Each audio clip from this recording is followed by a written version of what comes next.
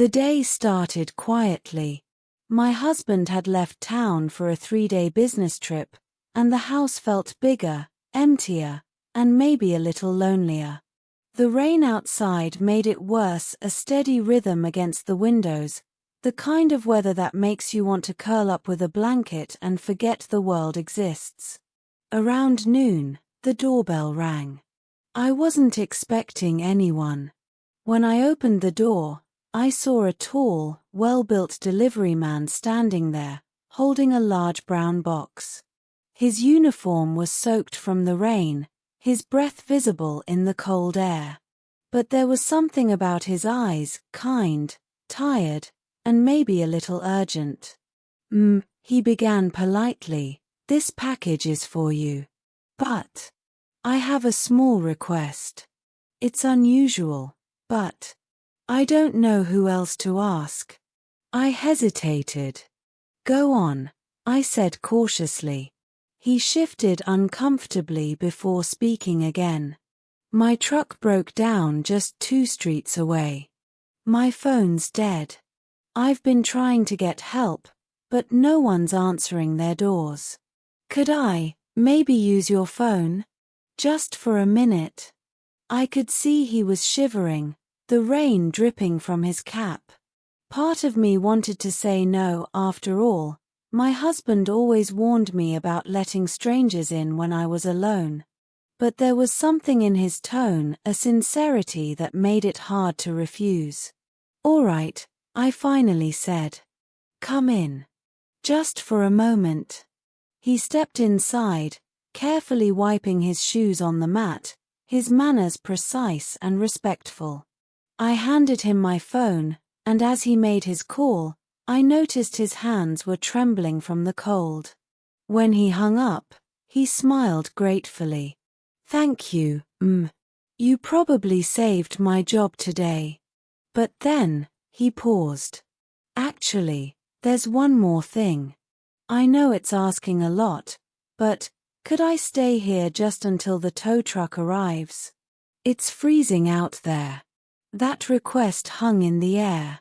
The rain grew heavier, the wind howled through the street, and I realized sometimes trust is a gamble.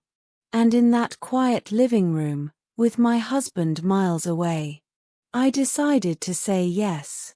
It's strange how quiet a house feels when the person you love isn't in it. That morning, I woke up to the sound of my husband's suitcase zipper and the smell of his coffee brewing in the kitchen. He was heading out for a 3-day trip to another city, and though we'd been married for 5 years, I still hated goodbyes. By the time he left, the house seemed different. Every sound felt louder. Every shadow a little darker. I busied myself with chores, but there's something about an empty house that makes time stretch out painfully. It was raining, the kind of rain that starts soft but slowly becomes a steady drumbeat on the roof. I made tea, sat by the window, and tried reading a book, but my mind kept drifting. That's when the doorbell rang. When I opened the door, there he was, a tall, broad-shouldered delivery man, his skin glistening with rain, his uniform damp and clinging to him. He held a large cardboard package in one hand, his other hand resting on the strap of his delivery bag. "I've got a package for you," he said in a deep, calm voice. His eyes were dark, but there was a warmth there, the kind that makes you instinctively feel at ease. I signed for the package, ready to retreat into the safety of my home, but he didn't move immediately. Instead, he cleared his throat, almost hesitantly. "I know this is unusual," he began, "but I need a small favor. My truck broke down 2 streets over, and my phone died. Could I maybe use your phone to call for help?" I froze for a second. The rational part of my brain whispered, "Don't let strangers in. Especially when you're alone." But there was nothing threatening about him. His posture was respectful, his voice polite, and he was clearly drenched from the cold rain. I stepped aside. "Come in," I said. He walked in carefully, removing his cap and wiping his shoes on the doormat. I handed him my phone, and he made a quick call. "Yeah, I'm at 14 Maple Street. The truck's dead. Can you send someone?" He paused. "Thanks. I'll wait here." When he handed my phone back, I noticed his hands trembling. Not just from the cold, but something else. Fatigue. Stress. "Are you all right?"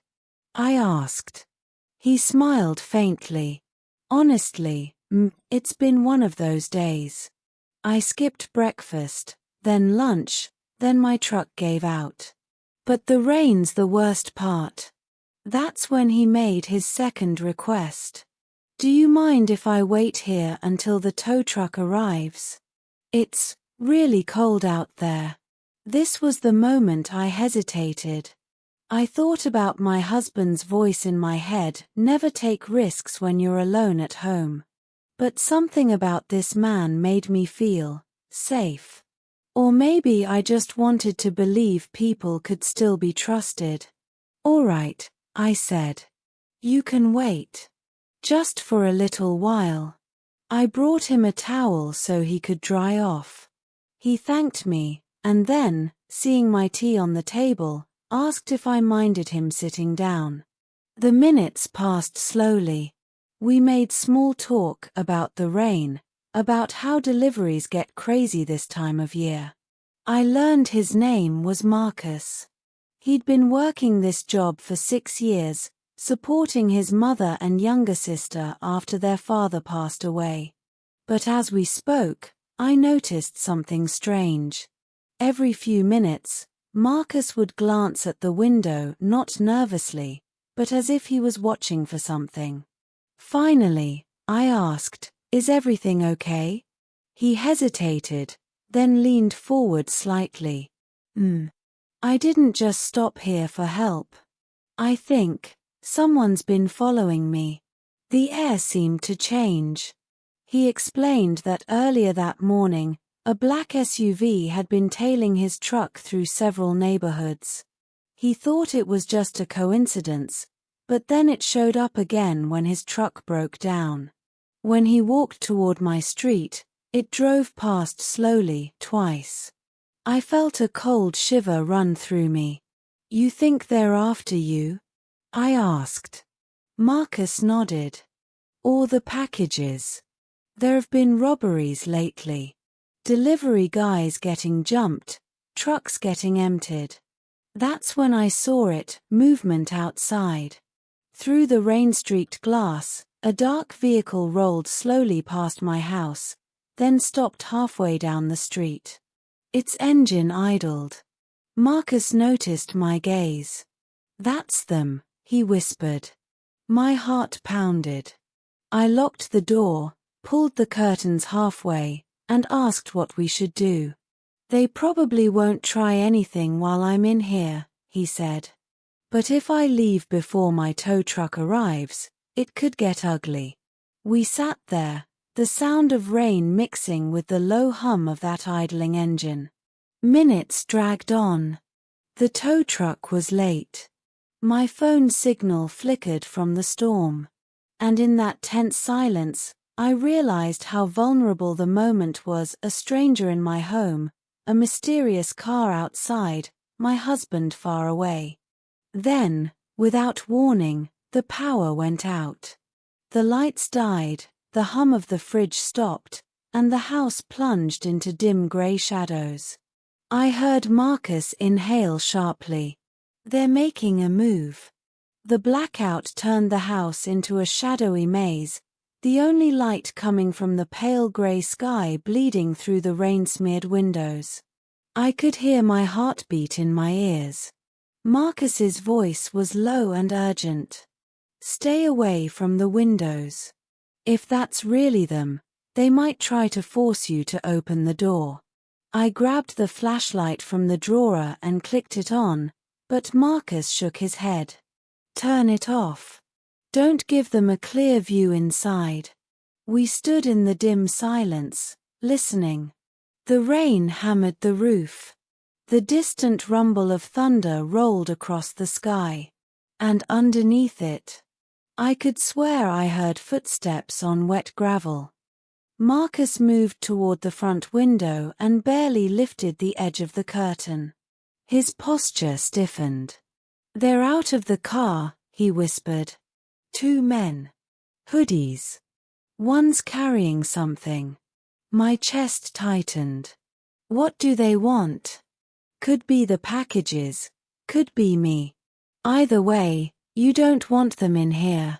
He reached into his delivery bag and pulled out a small metal object.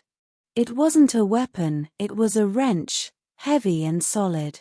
"If they try the door, we hold our ground," he said. "If I tell you to run, you run. Don't look back." Lightning flashed, illuminating the street for a brief moment. I caught a glimpse of two shadowy figures moving closer, their heads down against the rain. Then a knock. But it wasn't at the door. It was at the back of the house. We both froze. Marcus mouthed silently, "They're splitting up." I felt trapped between fear and disbelief. This wasn't supposed to happen in real life, this was the stuff of movies, of late-night news reports. Another knock. Louder this time. Then a muffled voice. "Hey, we just wanna talk. Open up." Marcus stepped closer to me. "They're trying to get you to open the back. Stay here." He moved quietly through the house, his footsteps almost silent. I could hear the faint creak of the back floorboards as he got closer to the kitchen. Then a crash. Glass shattering. I ran to the hallway and saw him wrestling with a hooded man halfway through the kitchen window. The man swung a crowbar, but Marcus blocked it with the wrench, the metallic clang echoing in the dark. "Go!" Marcus shouted.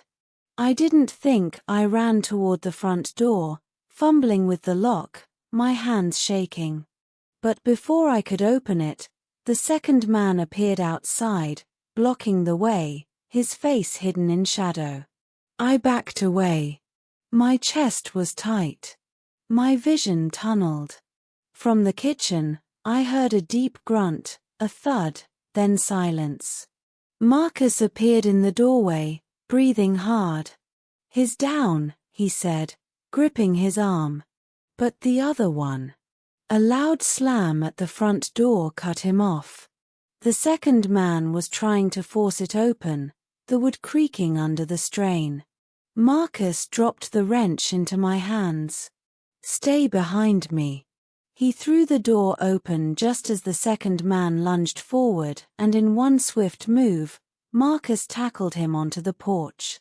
They rolled, fists and elbows colliding, rain splashing around them. I stood frozen, clutching the wrench, until I heard sirens in the distance. The man broke free and ran toward the SUV, his shoes slapping against the wet pavement. The other hooded man, the one Marcus had fought in the kitchen, stumbled out the back and disappeared into the storm. The SUV peeled away, tires screeching. Two police cars arrived seconds later. The officers took statements, checked the damage, and promised to investigate. They told me I was lucky Marcus had been there, that these kinds of delivery truck robberies were becoming more common, and often ended badly. Marcus stood in the doorway, dripping wet, looking more exhausted than ever. "Guess. I owe you an apology for the trouble," he said with a tired smile. I shook my head. "No. I think you might have just saved my life." The tow truck finally came to take Marcus's broken-down vehicle. Before he left, he pressed a small folded paper into my hand. "If you ever need help," he said, "call this number. No questions asked." I unfolded it after he drove away. It wasn't just a phone number. It was a badge number. Marcus wasn't just a delivery man. He was an undercover officer, using the delivery route as a cover to track a string of armed robbers. And that day, when my husband was away and the rain fell heavy, saying yes might have been the smartest decision I ever made.